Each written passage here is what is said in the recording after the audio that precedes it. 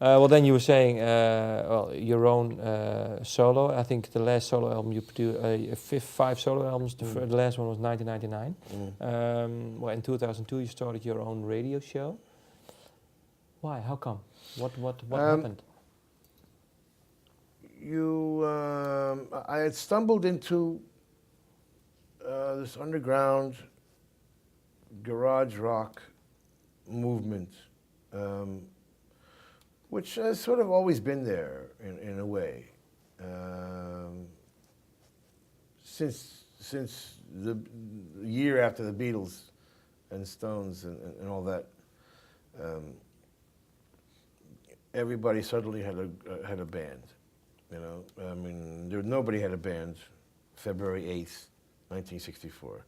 February 10th, everyone had a band. And in the suburbs, you rehearsed in your garage. And that was the beginning of garage rock. And there's numerous examples of that captured on the Nuggets collection.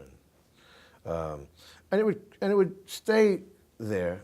I mean, there was hits. They had usually one hit, and then through the '70s, and you had the Flaming Groovies, and you had this sort of it trended into bands that weren't always the most original, or the most spectacular, or the most successful. But they were just kind of coming from the right place and kind of cool, and you're only as cool as who you steal from, is our philosophy.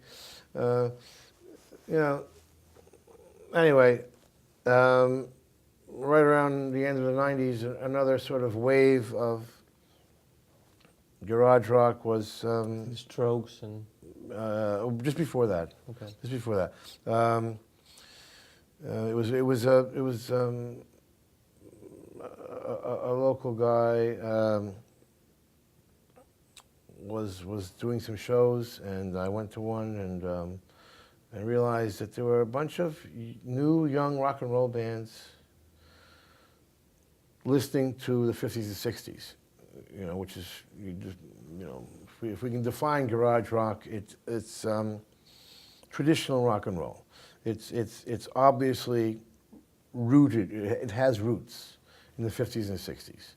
That's what garage rock is. Most music today on the radio, you can't trace back further than half the singers sound like either Eddie Vedder or the other half sound like Bono. So you can only go back as far as maybe U2 is about as far back as literally.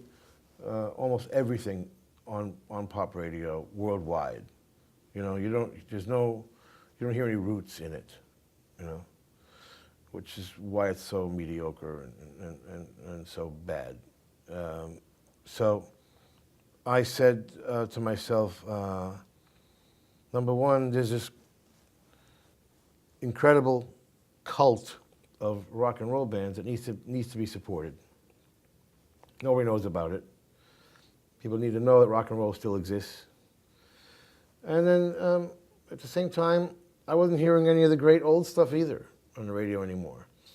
The formats in America have become narrower and narrower. Even the oldies format, which was incredibly important in its historical sort of, making sure people could actually hear the history, eliminated the '50s. Completely, okay?